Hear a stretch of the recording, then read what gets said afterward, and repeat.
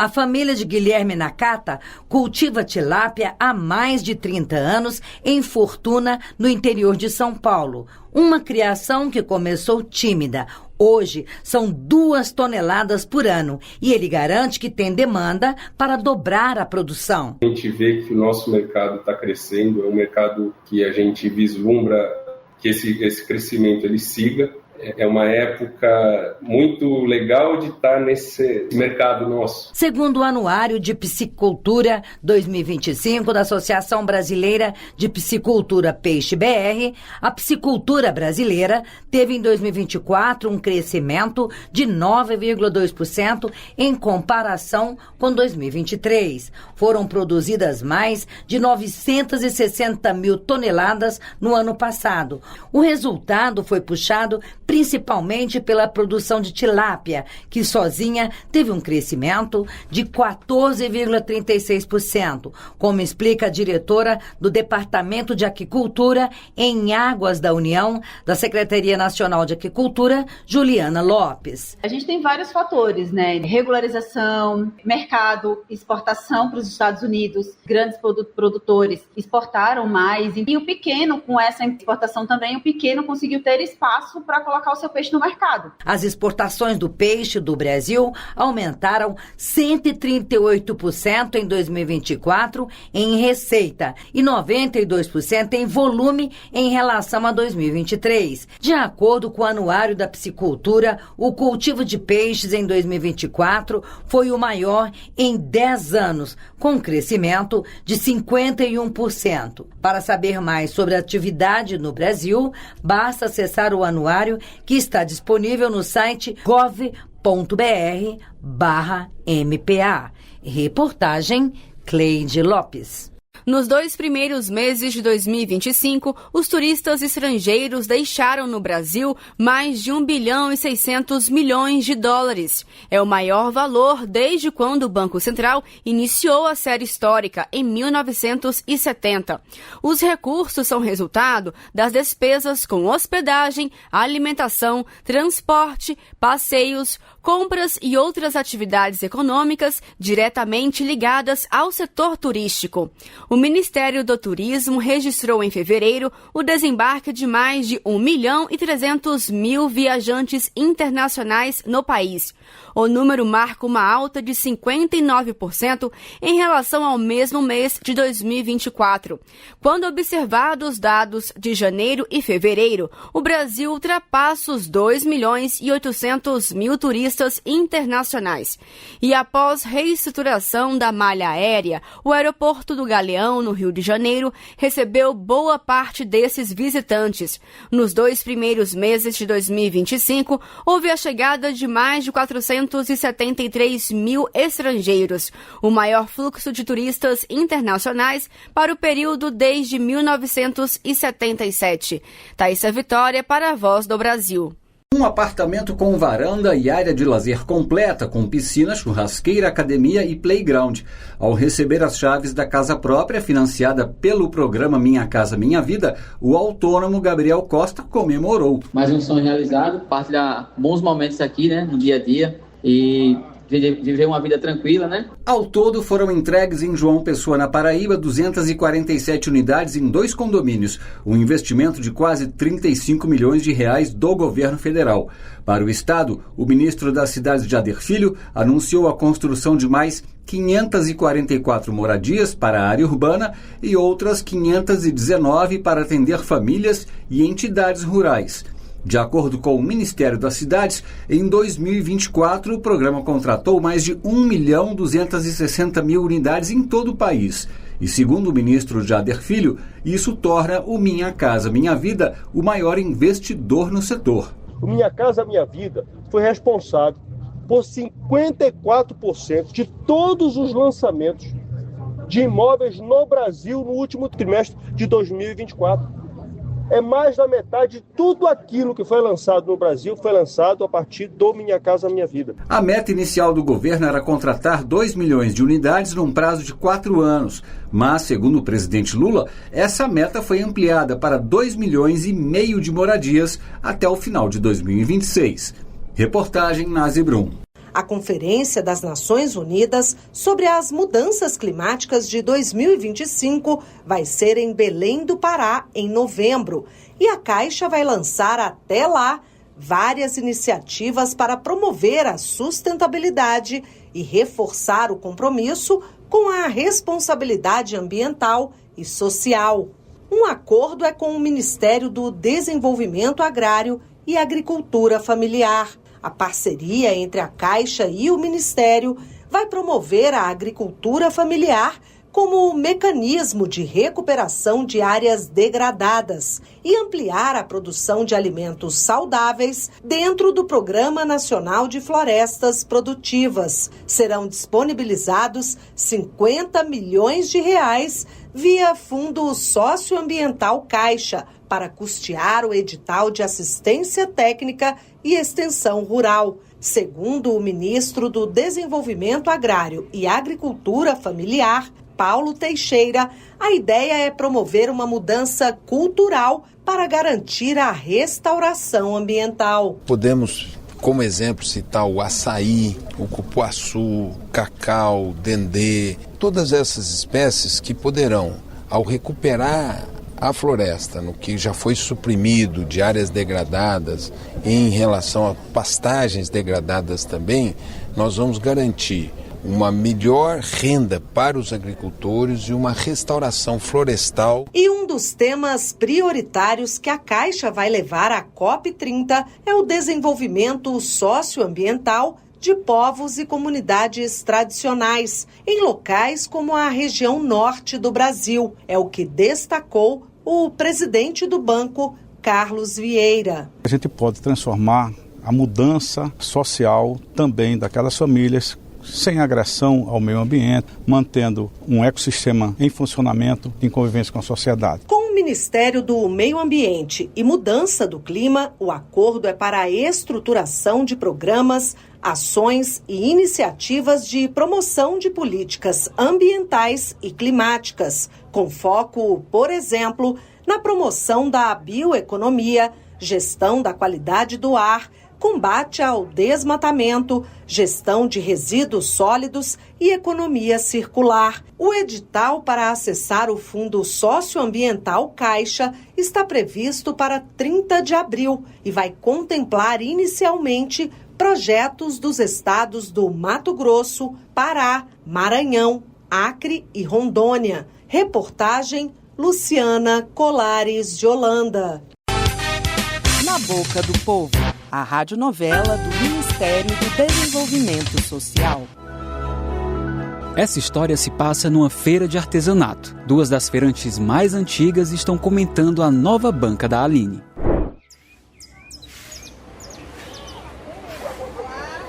Ô Cássia, tá vendo o que eu tô vendo? Que chique essa nova barraca da Aline. E tem como não notar tanta modernidade, barraca toda novinha, com painel de luzes, as prateleiras, olha só.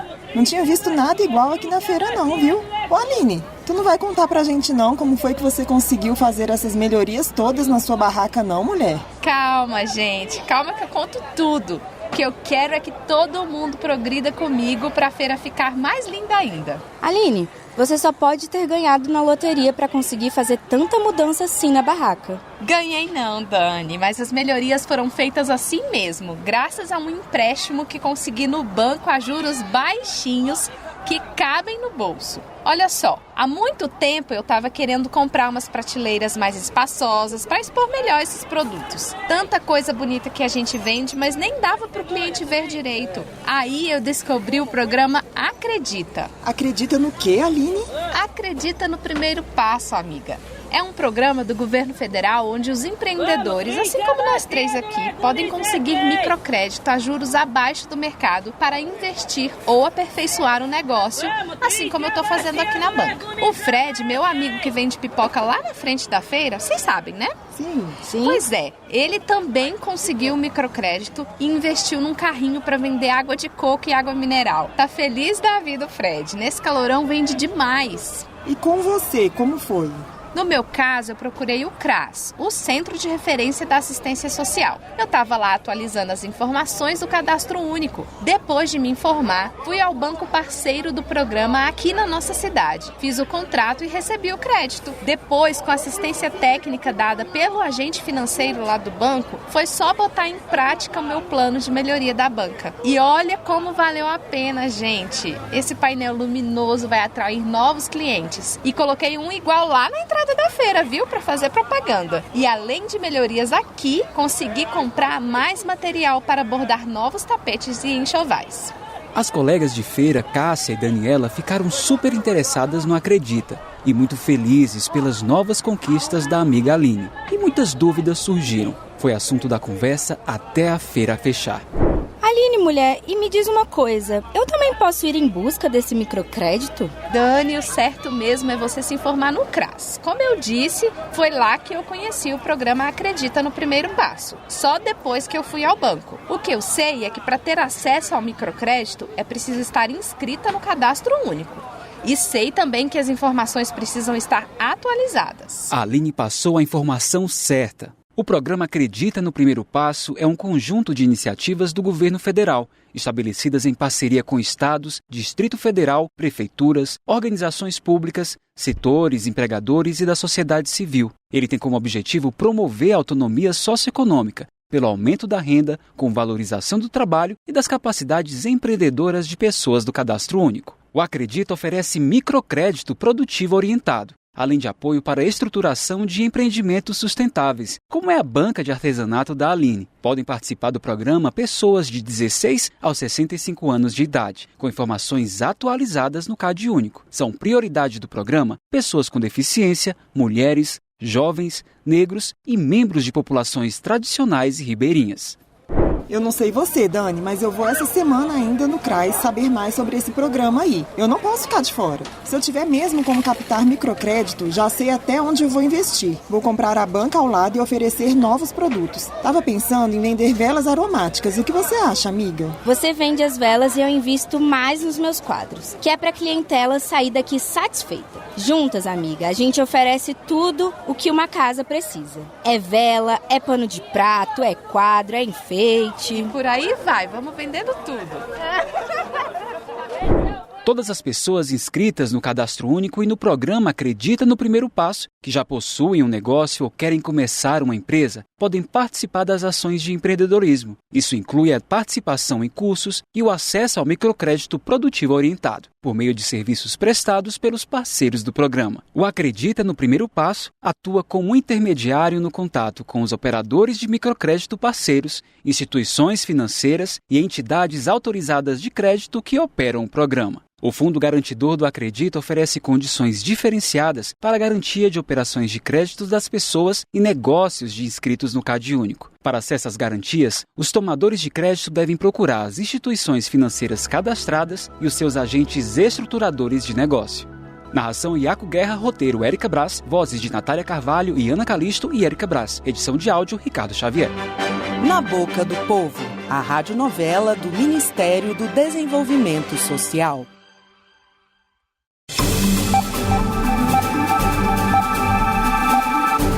Aquele pequeno negócio montado em casa, na cozinha ou no quartinho dos fundos pode crescer e virar um empreendimento de sucesso. Para isso, muitas vezes, o que falta é crédito para começar e capacitação para desenvolver. Essas são as prioridades, as principais políticas por trás do programa Acredita no Primeiro Passo, desenvolvido pelo Ministério do Desenvolvimento Social e Assistência Social, Família e Combate à Fome. E o programa vem ganhando cada vez mais força, com parcerias com o Banco Interamericano de Desenvolvimento e empresas de grande porte para ajudar os microempreendedores. Hoje nós conversamos com o ministro Wellington Dias, do Desenvolvimento Social, para saber mais detalhes sobre o programa e responder as perguntas de ouvintes da Voz do Brasil. Boa noite, ministro. Bem-vindo mais uma vez. Boa noite. Olha, é um prazer muito grande, principalmente tratando do programa Acredita, que também é do coração do presidente do Brasil. O presidente Lula está bastante animado com esse caminho.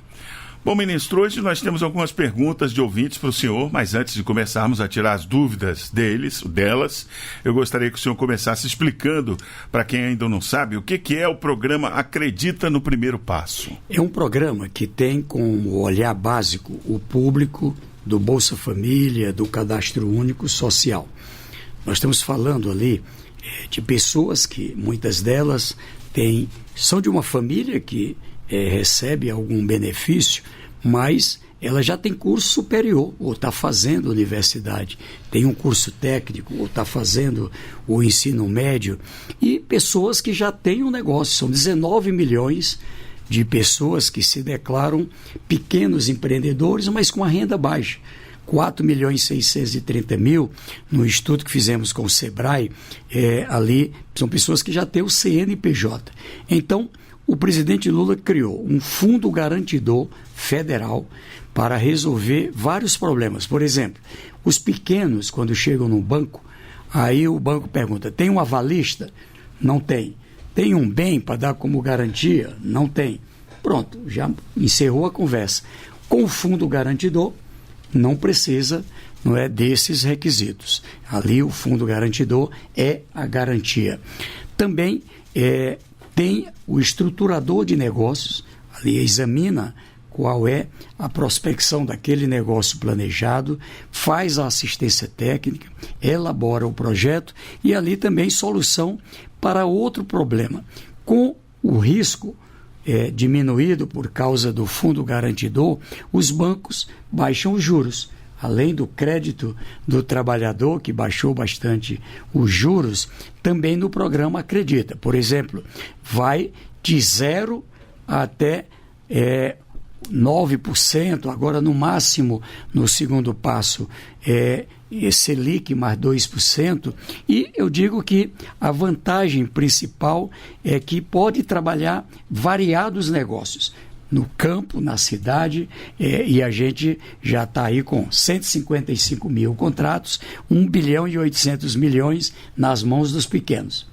Bom, ministro, como o Luciano mencionou anteriormente, nós temos perguntas de ouvintes da Voz do Brasil e vamos começar pela Andressa Lima, de Fortaleza, no Ceará. Ela tem um depoimento e também uma pergunta. Fiquei desempregada na pandemia e comecei a trabalhar vendendo bolos dentro da minha casa, da cozinha pequenininha da minha casa. Quando surgiu o programa, o programa Acredita no Primeiro Passo, ele me impulsionou, ele me ajudou, me deu uma segurança, de tirar o meu negócio de dentro de casa e montar uma loja para mim de bolos e doces. O valor que eu tirei foi financiado para mim foi um valor de R$10 mil, com juros muito baixinho, que dá para eu pagar em parcelas suaves, e que eu consegui realizar esse sonho. E aí, seu ministro, eu queria fazer uma pergunta.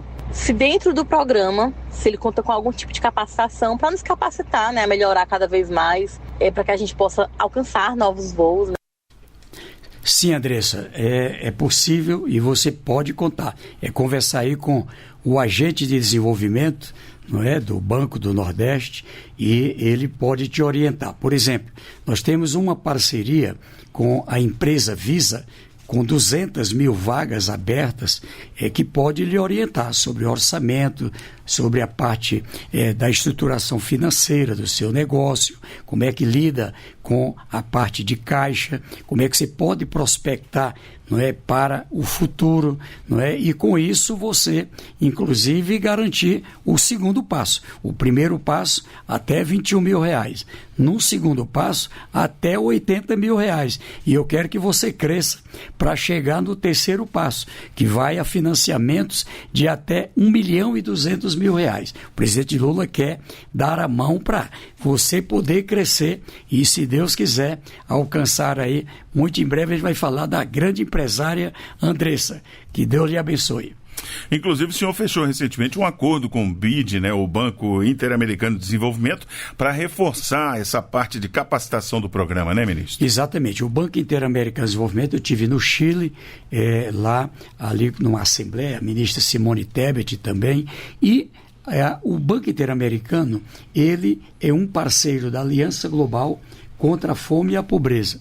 ele aprovou, inclusive naquela Assembleia, o plano para investir 24 bilhões de dólares em países do mundo nessa direção. E o Brasil foi o primeiro a chegar, já celebrando ali uma parceria. Com isso, ele pode aportar recursos que calibra a taxa de juros no Brasil mais baixa e, do outro lado, voltada para essa parte da assistência técnica para o negócio, mas também assistência para a superação da pobreza. E o senhor mencionou aí um acordo com a empresa Visa e tem com outras grandes empresas também focado nessa parte de capacitação do pessoal do Acredita, né? Sim, por exemplo, preciso de fazer qualificação para essa área de tecnologias, eu quero agora entrar nesse mundo digital, vender, não é, através dos sites. A Amazon, por exemplo, ela tem uma parceria conosco que chega a 500 mil vagas. Os institutos federais, as universidades, o SEBRAE e outras áreas do Sistema S. Então, ali é apresentar para o estruturador de negócio, o agente de desenvolvimento ou a pessoa da assistência técnica de estados, de municípios, e as portas estão abertas para seguir apoiando quem precisa. Ministro, nós temos aqui a pergunta da Jocicleide da Silva, de Buenos Aires, Pernambuco. Vamos ouvir.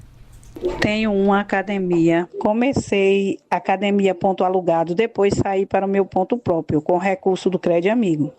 Fui fazendo aos pouquinhos e hoje tenho uma das melhores academias. Até loja dentro tenho também. Agora quero crescer, fazer mais para o meu negócio. Posso conseguir novamente pelo Acredita no Primeiro Passo?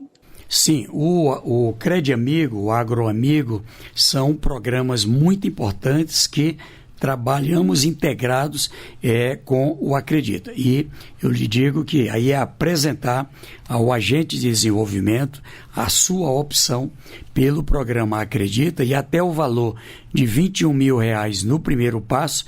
Ali a vantagem, como foi dito, a taxa de juro é 0,7% ao mês, não é? Então vai dar aí em torno de 8,75% ao ano. E com isso é possível sim você crescer. Pernambuco é um estado que a gente tem ali um olhar todo especial e queremos ter aí o máximo de empresários e principalmente mulheres empresárias, não é, dentro do programa Acredita. Ministro, a gente tem uma pergunta interessante aqui da Osana de Carvalho, de Ribeira do Piauí, e ela é produtora rural e tem também um pequeno negócio de costura. Ela está preocupada que o crédito do Acredita possa vir a interferir na aposentadoria dela. Vamos ouvir a pergunta. Eu tenho uma pergunta para me fazer, porque como eu estou faltando 1 ano e pouco para mim se aposentar, eu quero saber se eu posso pegar o crédito da Acredita e não vai interferir no modo da minha aposentadoria rural. Osana, primeiro meu abraço aí para você, todo o nosso povo de Ribeira do Piauí, onde eu estive com o governador Rafael Fonteles e vários parlamentares recentemente. Dizer que conheço bem aí sua região, ainda do tempo do povoado Espírito Santo, né? Depois passou à cidade de Ribeira do Piauí. Primeiro, não tem nenhum perigo, não é, de você ter qualquer problema com a sua aposentadoria. O programa Acredita, ela é uma oportunidade para você ter mais do que a perspectiva de um salário mínimo, não é, de aposentadoria. Queremos apoiar aí o seu negócio, não há nenhuma interferência nem em relação à aposentadoria rural e nem há outras formas de aposentadoria. É um programa que quer que a pessoa cresça como empreendedora. E como empreendedora, você tem uma oportunidade de, ao crescer, planejar, inclusive, uma aposentadoria maior. Eu espero que aí você possa desenvolver a sua área, não é, de costura, a sua área de produção, comercializar, crescer. Muito em breve, quem sabe, vai ser a Osana, dona de várias lojas nessa região aí do Vale do Rio Piauí. Muito bem, nós conversamos com o ministro do Desenvolvimento e Assistência Social, Família e Combate à Fome, Wellington Dias. Muito obrigado por sua entrevista à Voz do Brasil. Obrigado, eu que agradeço, e é acreditar no Brasil Estamos aqui abertos a que a gente possa, muito em breve, alcançar o primeiro 1 milhão de empresários e empresárias pelo programa Acredita no Brasil. Podcast BRICS Brasil. Informações sobre a presidência brasileira do Grupo de Cooperação Econômica do Sul Global. A crise de 2008 revelou as fragilidades do sistema financeiro mundial e gerou questionamentos sobre o FMI e o Banco Mundial. Nesse contexto, o BRICS surgiu como um grupo relevante na reestruturação da ordem econômica global. A partir disso, o agrupamento criou iniciativas como o novo Banco de Desenvolvimento para promover alternativas ao financiamento mundial. O banco foi criado em 2014 pelos países fundadores do BRICS, Brasil, Rússia, Índia, China e África do Sul, e destaca-se como uma alternativa às tradicionais instituições multilaterais como fonte de financiamento de longo prazo para projetos de infraestrutura e desenvolvimento sustentável em nações emergentes. Olá, eu sou o jornalista Leandro Molina e no podcast BRICS Brasil de hoje eu converso com Evandro Menezes de Carvalho, especialista em Direito Internacional. Professor, eu vou deixar que o senhor mesmo se apresente, por favor. Estou à disposição, vamos lá. Então, eu sou professor de Direito Internacional, tanto da Universidade Federal Fluminense quanto da FGV do Rio de Janeiro. Só para você ter essa informação, eu sou professor desde o ano passado, da Cátedra Wutong da Universidade de Língua e Cultura de Pequim. Eu assumi, me convidaram para essa cátedra, que é uma coisa que muito me honra. Hein? Professor Evandro Menezes, o BRICS não é apenas uma aliança de países emergentes, mas uma coalizão que busca transformar a governança global. Qual é a sua avaliação sobre a relevância desse grupo? Bom, a relevância do BRICS hoje no mundo é cada vez mais evidente, se a gente levar em conta tanto em termos de população quanto também em termos econômicos. Hoje em dia, se tomarmos em consideração esse BRICS ampliado, chega a ser 41% da população mundial, aproximadamente 4 bilhões. Estamos falando aí dos 5 países originais. Na verdade, a África do Sul ingressa depois, seria a primeira expansão do BRICS, na verdade, em 2011, por ali. Mas os 5 agora, até com o ingresso da Indonésia, então um pouco mais que 40% da população mundial. Isso já mostra a relevância do BRICS do ponto de vista da representatividade de sua legitimidade. Decisões tomadas por esse grupo de países podem impactar a vida desse universo populacional. E o segundo elemento seria o PIB em paridade de poder de compra. Só para se ter uma ideia, se a gente levar em conta o PIB em paridade de poder de compra só dos 5 países, corresponde a 30% do PIB mundial, enquanto o G7 corresponde a 29%. Então, agora com esse BRICS+, com o ingresso da Indonésia, além do Egito, dos Emirados Árabes Unidos, da Etiópia e do Irã, isso ultrapassa a casa dos 37%, se aproxima dos 40%.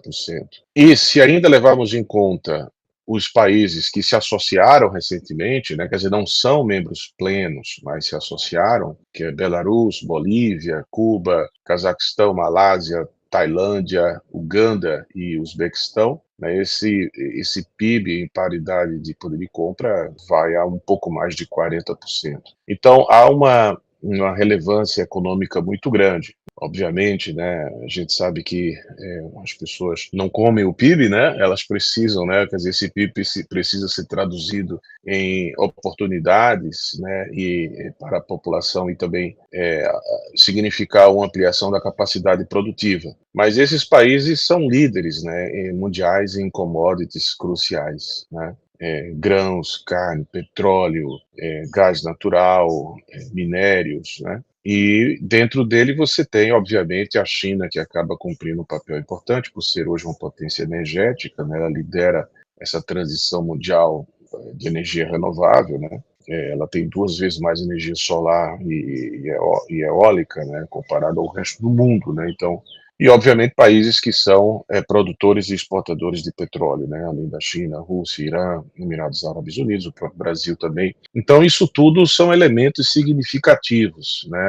da relevância do BRICS, e esse movimento mais recente de adesão de novos membros plenos e membros associados, além da manifestação de interesse de outros países, né, em fazer parte do BRICS. A instituição financeira, conhecida como Banco do BRICS, foi fundada oficialmente em 2014, durante a 6ª cúpula do BRICS em Fortaleza, aqui no Brasil, e surgiu como uma iniciativa de vanguarda para impulsionar o crescimento econômico e o desenvolvimento sustentável entre os países do sul global. Professor Evandro, podemos afirmar que o banco destaca-se como uma alternativa às tradicionais instituições financeiras e funciona como uma resposta à necessidade de financiamento de longo prazo para as nações emergentes? O novo Banco de Desenvolvimento é a primeira grande iniciativa concreta, permanente, por parte dos países BRICS, né? No começo, dos primeiros anos do BRICS, havia um certo ceticismo da capacidade dos membros originais, né, Brasil, Rússia, Índia, China e depois África do Sul, de fato, terem posições convergentes que pudessem significar o estabelecimento de iniciativas significativas, não só para eles próprios, mas para o próprio sistema econômico, já que, desde a origem, se posicionavam como reformadores, né, do sistema de governança global, porque defendem a reforma das organizações internacionais, visando uma maior participação no processo de tomada de decisão. Isso é explícito em todas as declarações das cúpulas dos BRICS, desde a primeira cúpula, né? Então, há uma demanda pela reforma do Fundo Monetário Internacional, uma demanda pela reforma do Banco Mundial, da própria ONU, diante de um cenário em que essas organizações internacionais, que foram criadas, sobretudo, depois da Segunda Guerra Mundial, eu costumo dizer que são as organizações internacionais do século XX, né? Da dificuldade delas de corresponder aos anseios dos países BRICS e de atingir determinados objetivos que converjam com os interesses deles, propuseram criar uma própria organização internacional, que é o novo Banco de Desenvolvimento. E isso é uma situação que vale a pena destacar, porque o BRICS em si mesmo não é uma organização internacional, é uma organização informal, de países que se reúnem a partir de um interesse convergente todos os anos, né? Mas esta organização informal, ela criou uma organização internacional formal, que é o novo Banco de Desenvolvimento, com esse objetivo de financiar projetos de infraestrutura e voltados ao desenvolvimento, sobretudo dos países BRICS, né? É importante dizer que no acordo constitutivo do novo Banco de Desenvolvimento, a gente percebe o seguinte, que há um direcionamento claro do NDB para atuar no processo de desenvolvimento da economia dos países em desenvolvimento. E há uma abertura para novos membros, como de fato houve, ingresso de novos estados como membros do NDB, mas inclusive países desenvolvidos podem também pretender ingressar no novo Banco de Desenvolvimento, porém não podem pretender ser receptores dos investimentos do NDB, né, na sigla em inglês do novo Banco de Desenvolvimento. E isso é um aspecto interessante, porque o próprio banco ele passa a ter objetivos que são inclusive previstos no próprio acordo constitutivo do banco, mas que em alguma medida, vamos dizer assim, ganha vida própria, né? Então isso é importante de sublinhar, porque o BRICS, como organização informal, tem uma agenda não só econômica, mas também política, nesse sentido da reforma da governança global. Tanto que quando a gente olha para os novos membros do BRICS, né, a expansão do BRICS, são países que estão nesse contexto, vamos dizer assim, de países em desenvolvimento, países que não são identificados com os países envolvidos do Ocidente, né? Então, o BRICS em si mesmo é uma organização informal que não está, vamos dizer assim, isso não está escrito em canto nenhum, mas não está aberta ao ingresso dos países desenvolvidos do Ocidente. Já o banco, sim. O banco não tem nenhum óbice no seu acordo constitutivo que, eventualmente, outros estados, mesmo de países desenvolvidos, possam fazer parte dele. Agora, o direcionamento dos recursos do banco devem ser necessariamente orientados, né, para os países em desenvolvimento. Eu estou conversando com o professor Evandro Evandro Menezes de Carvalho, ele que é professor de Direito Internacional da Universidade Federal Fluminense e da Fundação Getúlio Vargas, a FGV, do Rio de Janeiro. Professor, considerando a preferência do novo Banco de Desenvolvimento do BRICS por projetos que promovam o desenvolvimento verde, como essa abordagem se diferencia das práticas tradicionais que historicamente impunham condicionalidades políticas e econômicas aos países solicitantes? Nesse processo todo, Leandro, foi se desenvolvendo dentro do NDB uma preferência, né, por projetos que promovam o desenvolvimento verde. Então esse é um outro aspecto interessante também e que acaba, inclusive, fazendo uma distinção entre, por exemplo, o NDB e o histórico de atuações do FMI e do Banco Mundial, que, via de regra, para prestar determinados financiamentos aos países em desenvolvimento, estabeleciam condicionalidades que muitas vezes atingiam aspectos do sistema político do país. Então, exigiam reformas, vamos dizer assim, nas instituições políticas e reformas no sistema de educação, reformas no sistema tributário do país. Havia várias condicionalidades para que os países em desenvolvimento pudessem receber esses recursos do Banco Mundial, do FMI. No caso do NDB, a gente percebe que essas condições, poucas condicionalidades, né, quer dizer, do ponto de vista assim, da vida de um país, das suas escolhas soberanas, o NDB não se intromete, mas há uma preferência por financiar projetos de desenvolvimento que promovam um desenvolvimento verde. O papel do NDB, como eu já mencionei, nesse sentido, acaba sendo uma opção para os países em desenvolvimento para captar recursos. A demanda por investimento, sobretudo voltado para a infraestrutura no mundo, é maior do que os recursos disponíveis em todos esses bancos. De modo que, vamos dizer assim, poderíamos dizer dessa perspectiva que não haveria nem competição entre eles, né, porque a demanda é muito grande, né? Os recursos do FMI, do Banco Mundial, do Banco Asiático, todos esses recursos não vão atender às demandas por investimento e melhoria da infraestrutura no mundo. A questão é que o NDB ele passa a ter um direcionamento ou um banco voltado ou mais sensível aos problemas dos países em desenvolvimento e justamente nesse contraste, né, de não ser um banco, vamos dizer assim, interventor das dinâmicas internas de cada país, né? Seria mais respeitador das escolhas feitas pelos estados, né, do modo de desenvolvimento de sua economia, do seu sistema político, de sua cultura, etc. Agora, claro, há um direcionamento importante, como eu já falei, para o desenvolvimento verde, então isso dá ao NDB uma agenda necessária hoje de responsável também, né, para essa questão climática. Professor, qual é a relação entre o novo Banco de Desenvolvimento e o BRICS em termos de objetivos e abordagem aos países em desenvolvimento?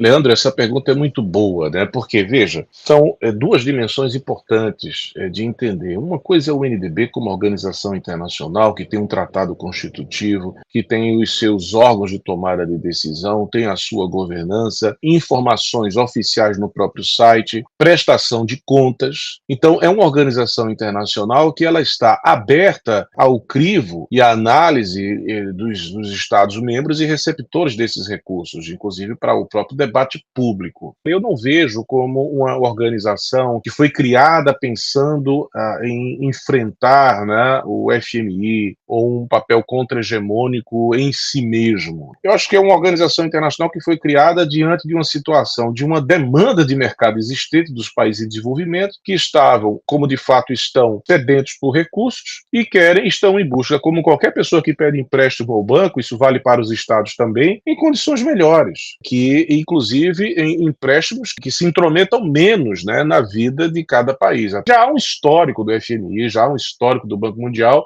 e eu diria até que um histórico não muito positivo, quando a gente olha os países em desenvolvimento que de fato tomaram empréstimos desse banco, né, que acabam sempre entregando um pacote muito complexo, não é só o dinheiro, né, mas um conjunto de reformas que às vezes é muito difícil de você organizar isso dentro de determinados estágios de desenvolvimento, níveis culturais, de formas de organização social, complexidade de organização da população. Então, o novo Banco de Desenvolvimento ele foi criado de uma maneira talvez até um banco que que é muito mais sensível às realidades dos países em desenvolvimento do que os outros dois, né, que foram criados pelas potências econômicas do Ocidente do período pós-guerra, que tinham, portanto, um outro tipo de preocupação e agenda internacional e que utilizaram-se desses bancos para a promoção de suas agendas e seus interesses. Então, há interesses dos países BRICS em criar o NDB nesse contexto internacional, sim, mas não é o interesse, esse é o ponto e é bom frisar, de se contrapor, no sentido de ser contrário, de destruir, né, de se sobrepor ao FMI, ao Banco Mundial. Não, é um papel que está claro, tem seu tratado, está tudo ali, muito transparente. Uma informação importante, desde sua criação, o Banco do BRICS já aprovou mais de 32 bilhões de dólares em financiamentos para projetos em países como Brasil, Rússia, Índia, China, África do Sul, Bangladesh e Egito. Entre os projetos destacados estão a expansão de redes de energia renovável na Índia, o desenvolvimento de infraestrutura ferroviária na África do Sul e o fortalecimento de sistemas de abastecimento de água no Nordeste brasileiro. Em março de 2023, a ex-presidenta do Brasil, Dilma Rousseff, assumiu a presidência do Banco do BRICS, indicada pelo atual presidente brasileiro Luiz Inácio Lula da Silva. Professor Evandro, como é que o senhor avalia a atuação do Banco do BRICS em relação ao desenvolvimento sustentável e à infraestrutura nesses países? Olha, o fato é que tivemos aí com a presidência da Dilma Rousseff, né, uma atuação do banco em empréstimos para o Porto Alegre na questão das inundações, das enchentes que ocorreram, né? Então, isso foi um ponto importante de ajuda, né, a partir do próprio NDB, mas que é importante também que isso se traduza, né, em projetos de infraestrutura concreta que possa, de fato, reduzir, né, a possibilidade disso acontecer de novo em Porto Alegre. E, mais uma vez, a questão da transparência do uso desses recursos. O banco precisa ter, né, um sistema de acompanhamento e controle para que as pessoas, os estados tomadores desses empréstimos, possam, de fato, prestar contas, né, daquilo que fez, do que não fez, e acho que isso é do interesse dos outros países membros do NDB, né? Quer dizer, para onde estão indo os recursos do NDB, para quais projetos, isso precisa ser desenvolvido e aprimorado sempre, nesse processo de governança interna, né? E para o futuro, eu acho que o governo brasileiro, acho que aí não é nem tanto o NDB, porque o NDB responde, né, às demandas de projetos muito concretos, projetos bem elaborados, então precisa ter, né, projetos bem desenvolvidos, e aí cabe muito ao governo brasileiro pensar em iniciativas que possam, eu acho, se me permite dizer, resolver o problema da mobilidade no Brasil. Da mobilidade entre cidades, entre regiões, que isso geraria uma maior integração, né, entre o Brasil litorâneo e o Brasil do interior, e esse aspecto da mobilidade, ele é transversal, né, ele atinge vários aspectos também, de aspectos ambientais, de comércio, melhoria das condições de vida, e eu acho que aí o Brasil precisa pensar em projetos nessa parte de infraestrutura, visando a mobilidade não só das mercadorias, mas das pessoas, né? Então acho que o NDB aí poderia ser uma instituição importante para o Brasil discutir projetos de infraestrutura e, obviamente, como eu falei aqui, aí já é uma opinião pessoal, como eu disse, que possam melhorar a mobilidade interna no Brasil. Professor, como a agenda do BRICS e do novo Banco de Desenvolvimento pode integrar de forma efetiva o combate à desigualdade e à pobreza extrema com outras prioridades globais, como a sustentabilidade ambiental e a redução de emissões de carbono, considerando que a inclusão econômica é fundamental para a promoção da paz e também do desenvolvimento sustentável? A política pública de qualquer governo, ou até mesmo essas organizações internacionais que foram criadas, e sobretudo quando a gente olha para as organizações internacionais, que é o nosso objeto aqui de discussão, o primeiro objetivo delas é promover o desenvolvimento e a paz para que não haja uma terceira guerra mundial. Isso foi a origem de todas as organizações internacionais, né? A motivação por detrás delas implícita, né? Mas a condição para a paz está justamente na inclusão econômica dos povos, na redução da pobreza, né? O que estamos assistindo é um aumento dessa desigualdade há décadas, né? Pequenos grupos empresariais têm riquezas que ultrapassam a soma de diversos países em desenvolvimento, né? Veja, quando se fala em meio ambiente, tem que colocar o ser humano ali nessa equação. Não adianta você proteger o verde e deixar as pessoas numa situação de pobreza extrema. isso não resolve. É preciso colocar a população na equação. Então, acho que esta política de combate à desigualdade, né, ela é fundamental na agenda do BRICS e, consequentemente, na agenda do NDB. Isso deveria entrar mais no radar, e todos os outros temas, inclusive o tema da climático, de redução de carbono, tem que estar lado a lado ao tema da redução da pobreza, da extrema pobreza nos países. No podcast BRICS Brasil de hoje, eu conversei com o professor Evandro Menezes de Carvalho, ele que é especialista em Direito Internacional e professor da Universidade Federal Fluminense e da Fundação Getúlio Vargas do Rio de Janeiro. Professor, muito obrigado pela sua participação e disposição em conversar conosco. Perfeito, Leandro. Obrigado mais uma vez. Espero ter respondido de uma maneira que possa ser minimamente útil. O podcast BRICS Brasil está disponível no site brics.br, no site Rádio Gov e nas plataformas Apple Podcast e Spotify. Obrigado pela audiência e até o próximo programa. Podcast BRICS Brasil, uma parceria da Presidência Brasileira do BRICS com a agência Rádio Gov. Para mais informações, acesse brics.br. Olá, você está no Conexão Energia, o fio que te conecta ao Ministério de Minas e Energia, trazendo em nossos boletins as principais notícias sobre o cenário energético no Brasil e no mundo. O Conexão Energia é uma parceria entre o Ministério de Minas e Energia e a Rádio Gov.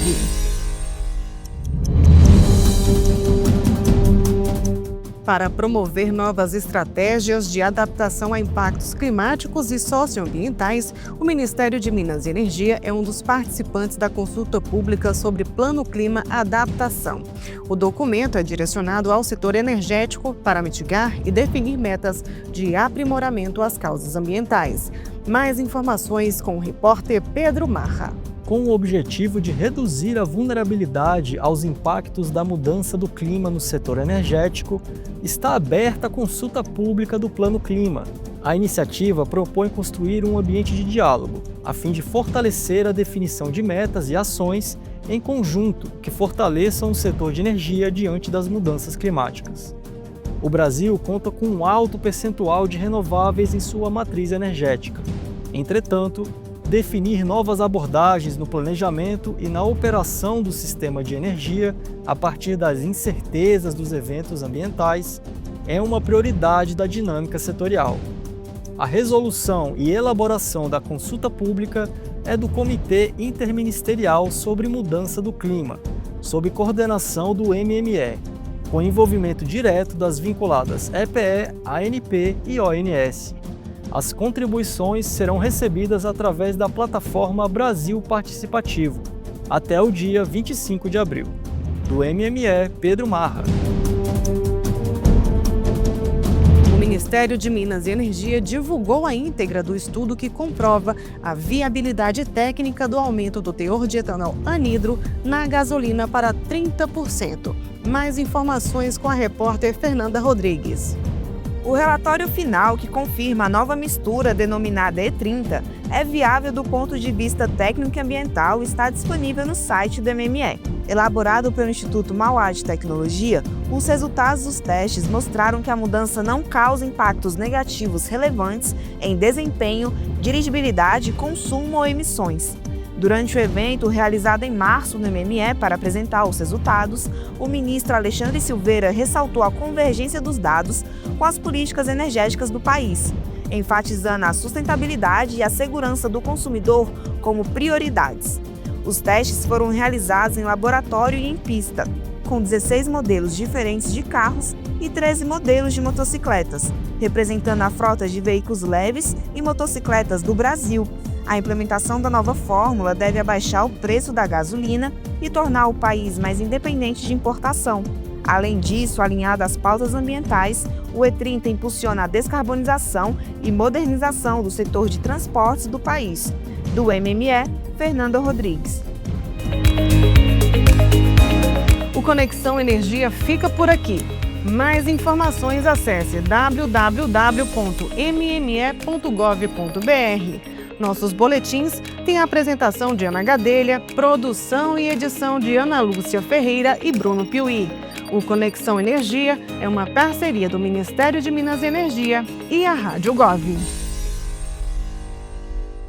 Uma decisão que leva em conta a saúde pública, explicou a Justiça de Segundo Grau ao entender um pedido do Ministério da Saúde sobre compra de vacinas. O caso é o seguinte: no processo de aquisição de doses contra a Covid-19, o Ministério publicou uma ata de registro de preços que permitia a oferta pela empresa Zalica Farmacêutica. Porém, a Anvisa constatou que as vacinas dessa fabricante estavam desatualizadas quanto às cepas do vírus usadas na produção. Por causa disso, a ata de preços que assegurava a participação da empresa foi cancelada. A farmacêutica, então, acionou a Justiça Federal e conseguiu, na primeira instância, uma liminar obrigando o governo a seguir com a compra dos imunizantes. A Advocacia Geral da União, então, recorreu, pedindo à presidência do TRF1 que sustasse a liminar até julgamento do processo para evitar a aquisição de um produto fora das especificações da Anvisa, que poderia prejudicar a proteção das pessoas. E agora, o desembargador João Batista Moreira acolheu o pedido da AGU,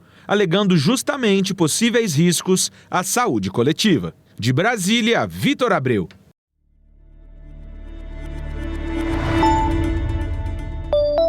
Olá, eu sou Patrícia Gripe e você está ouvindo o Boletim MEC. O Ministério da Educação inaugurou nesta segunda-feira, 31 de março, o Centro de Tecnologia, Desenvolvimento e Inovação, localizado no campus Manaus, Zona Leste, do Instituto Federal do Amazonas. O projeto foi realizado por meio da Lei da Informática, que concede incentivos fiscais para empresas que investem em tecnologia da informação, inovação e pesquisa. O ministro da Educação, Camilo Santana, destacou a importância da instalação do Centro de Tecnologia para a formação desses alunos e futuros profissionais. É um projeto inovador, é um projeto ousado e é um projeto que está conectado com a realidade atual do mundo do trabalho. O mundo hoje é um mundo de inteligência artificial, de tecnologia, formar profissionais, seja técnicos, seja na graduação, seja na pós-graduação, voltados para esse mercado de trabalho que dá hoje oportunidades para a nossa juventude. No Amazonas, o ministro também inaugurou a sede definitiva do campus Eirunepé do Instituto Federal do Amazonas, na região do Juruá. Camilo Santana destacou que o objetivo do MEC é garantir a equidade de oportunidades aos estudantes de todas as regiões do país. As realidades são diferentes, mas o sonho de um jovem que mora aqui nessa região precisa ser o mesmo sonho e as mesmas condições de quem mora na capital ou de quem mora no sul e sudeste desse país.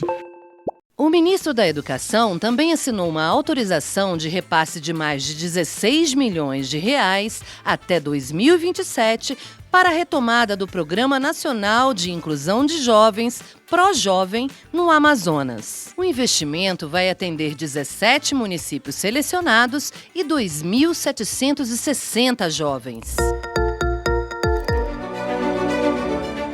Acompanhe nossas notícias nas redes sociais e no site www.gov.br/MEC. Ministério da Educação, Brasil, União e Reconstrução, Governo Federal.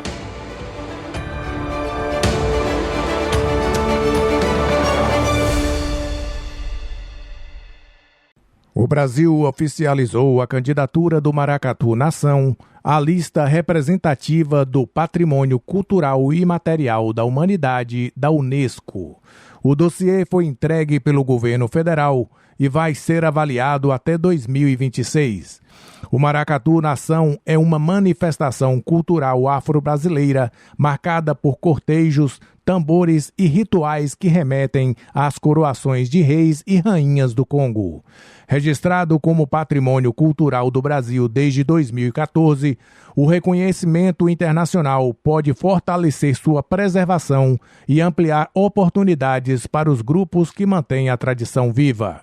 Se aprovado, o Maracatu Nação vai se juntar a outras expressões culturais brasileiras já reconhecidas pela Unesco, como o frevo, a roda de capoeira e o bumba meu boi. Da agência Rádio Gov em Brasília, Claudimário Carvalho. Servidores públicos ativos, aposentados e pensionistas têm até o dia 30 de abril para realizar a validação cadastral. O procedimento é obrigatório e garante o acesso a serviços e benefícios, além de prevenir fraudes. A validação é feita exclusivamente pela plataforma sougov.br, na internet ou no aplicativo. Este ano há uma novidade. Aposentados e pensionistas que ainda não fizeram a prova de vida podem realizá-la logo após a validação cadastral. O processo é simples e ocorre em 4 etapas. O usuário confirma informações pessoais e atualiza dados como telefone, e-mail e endereço. Se precisar interromper o preenchimento, é possível salvar e continuar depois. Mas atenção, quem não finalizar o processo até o prazo pode ter dificuldades para acessar serviços no sougov.br. De acordo com o governo, a validação cadastral também representa uma medida de segurança fundamental para prevenir fraudes. Criminosos enviam mensagens falsas por e-mail, SMS e WhatsApp para roubar dados e dinheiro. Nunca dê informações pessoais por telefone ou mensagens suspeitas. Em caso de dúvida, procure a unidade de gestão de pessoas do órgão ao qual está vinculado. Com supervisão de Lucília Araújo, da agência Rádio Gov em Brasília, Estefânia Lima. O Brasil assumiu a presidência do Conselho Permanente da Organização dos Estados Americanos, a OEA. O mandato, que segue até 30 de junho, coloca o país à frente das negociações e da organização dos trabalhos da Assembleia Geral da entidade.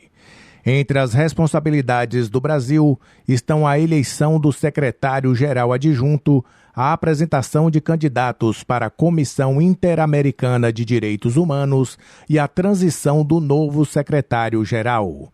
De acordo com o governo, o compromisso é com o multilateralismo e o direito internacional, além de negociações mais transparentes e inclusivas. A presidência também terá como prioridade o combate à fome e à pobreza e o reforço na luta contra o racismo e todas as formas de discriminação nas Américas.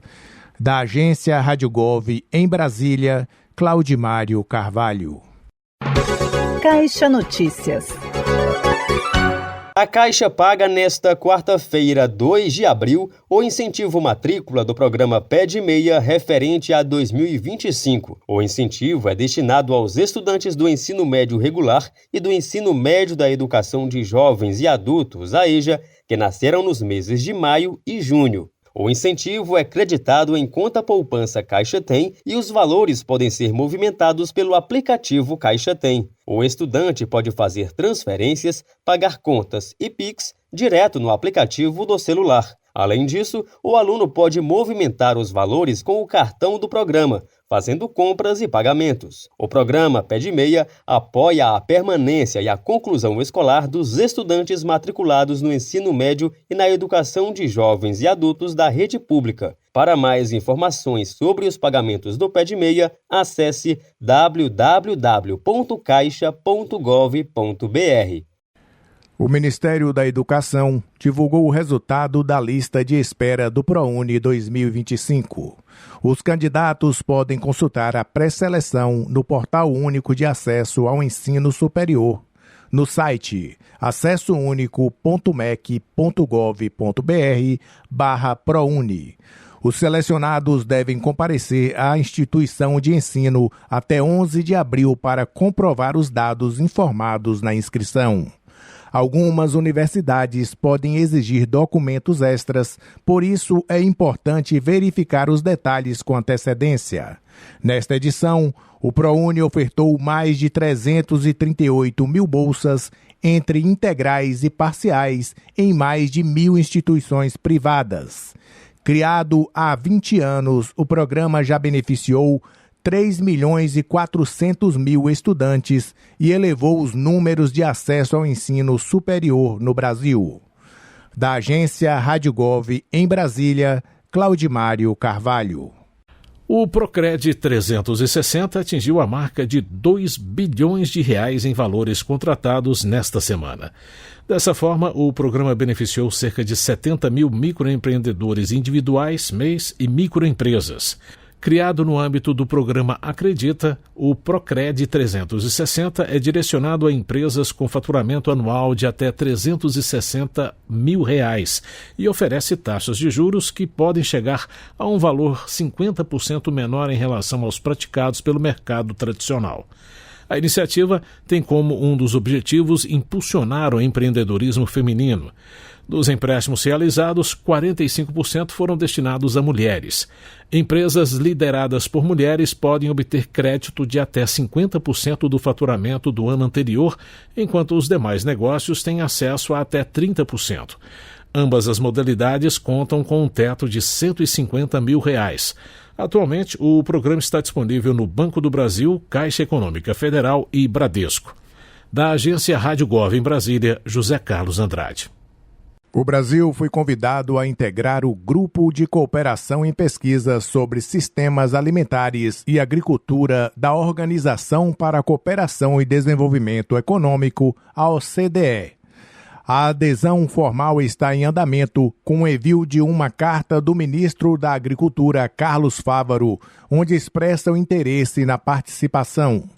O grupo tem como objetivo promover inovação e pesquisa científica para embasar políticas públicas e ampliar a colaboração entre cientistas e instituições de pesquisa. O Brasil é o primeiro país não membro da OCDE a receber esse convite. O reconhecimento foi atribuído ao trabalho da Embrapa e de universidades brasileiras na área de agricultura tropical. Com a adesão, o Brasil terá acesso a uma rede científica internacional e poderá fortalecer a imagem da agricultura nacional. O grupo oferece financiamento para conferências, workshops e bolsas de estudo, o que incentiva o desenvolvimento sustentável e a competitividade do setor agrícola. Da agência Rádio Gov, em Brasília, Claudimário Carvalho.